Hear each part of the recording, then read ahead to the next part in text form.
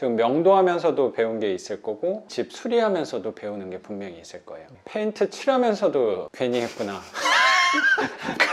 배우실 수 있을 거라고 생각합니다. 페인트 칠할 때 잡념이 없어진다기보다는 그런 생각 정리들을 선생님 또 남하고 다른 생각을 많이 하는 사람이니까 그래서 1억 101만 원 맞아요, 만원까지 써서 낙찰을 받았고 대출은 혹시 얼마를 받았는지 여쭤봐도 될까요?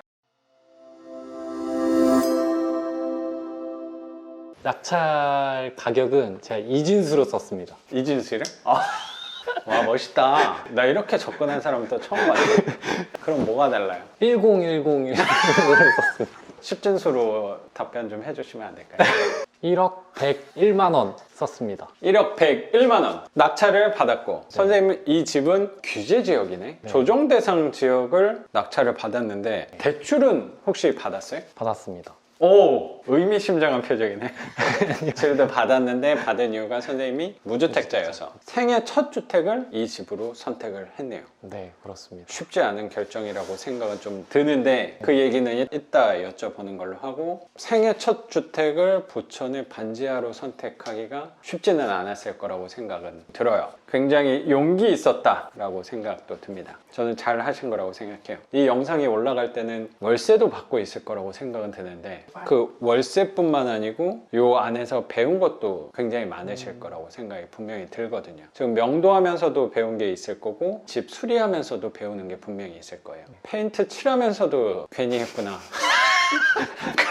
배우실 수 있을 거라고 생각합니다. 페인트 칠할 때 잡념이 없어진다기보다는 그런 생각 정리들을 선생님 또 남하고 다른 생각을 많이 하는 사람이니까 그래서 1억 101만 원 맞아요, 만원까지 써서 낙찰을 받았고 대출은 혹시 얼마를 받았는지 여쭤봐도 될까요? 8,100만 원. 8,100. 그럼 한 80%? 네, 80%. 딱 80% 받은 거예요. 네, 80%. 훌륭하네요. 대출도 잘 받은 거고 이자랑은 얼마나 나와요? 한 번 정도는 냈겠네? 네, 한 번 나갔고요. 얼마 나가요? 32만 원? 그 원금까지 나가는 네, 거예요? 원금까지 해서. 그럼 여기 60만 원 이상은 받을 집이니까 그러면 한 30만 원 중후반 때는 분명히 차익으로 갖고 갈 수 있을 거라고 생각이 들어요. 그럼 뭐 선생님 든 돈 대비 수익률은 훌륭하다고 생각합니다. 그 정도면. 그리고 이 집은 금방 나갈 거니까 걱정 안 해도 돼요.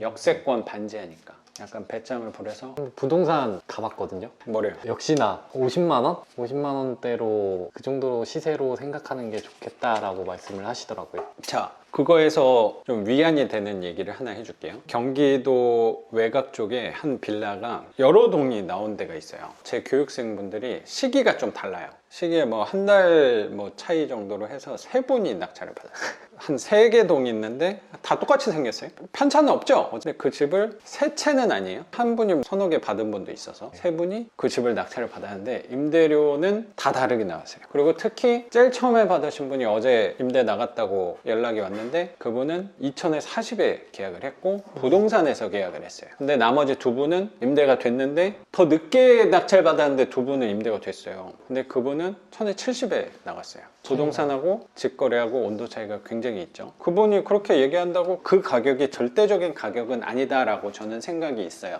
그래서 우선은 배짱을 부려보는 것도 저는 좋다고 생각합니다. 그렇게 낙찰하고 대출까지 잘 받은 거고 그러면 명도에 관해서 좀 여쭤볼게요. 원래 여기 세입자분이 거주를 하셨어요. 그리고 여기 세입자분이 전세로 거주하고 계셨던 거고 대항력 있는 세입자, 근저당보다 더 전입 날짜가 빠른 대항력 있는 세입자가 살고 계셔서 선생님이 쓸 수 있는 입찰가 범위가 그 세입자보다는 당연히 높이 써야 되는 거였잖아요. 그래서 네, 2등하고 차이가 좀 있었어도 그거는 중요한 게 아니에요. 아무런 상관이 없었던 거라고 생각이 전 들어요. 낙찰 받고 여기 왔더니 메모지 문에 붙여놓고 선생님이 낙찰받고 메모도 남겨놨었고 배당 신청한 세입자니까 연락처가 법원에 있을 거여서 서류 열람도 하러 갔었던 거죠. 그런데 선생님께서 당해세가 조금 문제될 수도 있으니 한번 확인차 한번 서류 열람을 한번 해봐라 라고 말씀해 주셔갖고 가서 서류 열람을 하는데 서류 열람하는 뭐 후기 같은 걸 인터넷에서 봤을 때는 다들 경매계 과장님들께서는 친절히 절차 설명을 해주는 건데. 임차인 전화번호라든지 뭐 그거 필요하시냐 뭐 인터넷에서는 흔쾌히 먼저 알려주시거나 그런 분도 계세요. 케바케라고 생각을 하는데 제가 갔을 때 그분께서는 깐깐하셨고 개인정보라고 하셔갖고 네. 이해는 하는데 경매계 서류가 되게 두껍잖아요. 제가 열람을 한다고 하니까 개인정보 관련 같은 내용들은 검정색 테이프로 일일이 다 붙이시 진짜 엄청 많더라고요. 100장 이상 되는 것 같은데 그걸 제 앞에서 다 붙이고 계셨으니까 아, 다 가리려고. 또 넘겨받았을 때 보다 보면 살짝 보일 수도 네. 있는 건데 그 의미 없는 행동이라고 생각할 수도 있을 것 같다. 이건 개인정보가 노출되면 안 된다는 명분 하에 선생님 보는 앞에서 계속 붙이고 계셨던 거네. 속이 답답했을 수도 있겠어요. 좀 많이 기다렸으니까 회사도 연차 회사 다닐 때였구나. 네 그때. 맞아요. 오전 반차 쓰고 가고 제한 시간이 좀 있을 때 네. 그러고 있으니까 답답한 것도 생겼겠어요. 그리고 사람인지라 있더라고요. 안 붙이신 곳이. 보려면 어떻게든 볼 수 있는 건데 그게 뭐 이해는 가는데 과하지 않았나라는 생각도 좀 들어요. 관련 전화번호가 보이길래 내가 있는 전화번호랑 네. 동일한지 확인하려고 알고 있으니까 네. 그 전화번호랑 같은지 확인하려고 일단은 저 핸드폰을 못 쓰게 하더라고요. 거기는 약간 깐깐했다는 생각도 좀 드네요. 적기만 돼갖고 적어도 되냐라고 하길래 당연히 안 되는 부분만 빼고 적어라 라고 하시길래 안 되는 부분은 그런 뭐 개인정보 주민번호. 그런 것만 위해서 해라고 하셔갖고 쓰면서 그래도 서류를 보여주긴 했네. 처음에는 뭐 서류도 안 보여준다 그러지 않았어요? 맞아요. 되게 깐깐하셨어요. 되게 그거는 내 생각에 깐깐한 게 아니고 잘 모르는 거예요.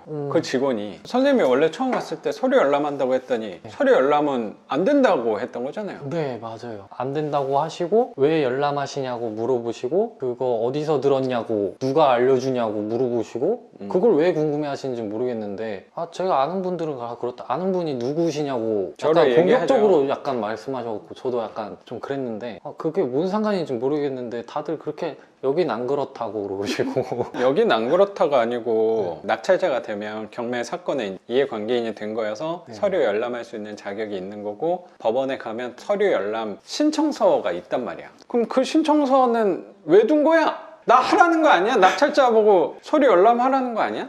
맞아요. 그러면 그 양식을 모든 법원에서 없애든가. 그분이 그렇게 말씀하셨는지 잘 모르겠지만 잘 모르는 분은 아니었나라고 생각은 좀 드네요. 법원 직원들도 사람이다 보니까 편차가 분명히 있을 거예요. 부천법원에서 낙찰 받은 거 서류 열람하고 한 적이 있거든요. 경매 계신 분마다 또 성향도 분명히 있으니까. 서류 열람을 못 하겠는데 열람은 하시긴 했네요. 네 열람하고 당해세 관련 내용 부분 제가 적었는데 당해세 같은 거는 없었죠. 대학력 있는 임차인인 경우에 혹시 모르는 당해세 때문에 인수가 생길 수도 있으니까 선생님도 그 리스크 인지하고 입찰 했는데 다행스럽게도 당해세는 없어서 추가로 인수하거나 했던 거는 없었던 거네. 그래서 대출도 잘 나온 거고. 그 다음 이야기로는 또 있어요? 복수일지는 모르겠는데요. 등기에 제 이름이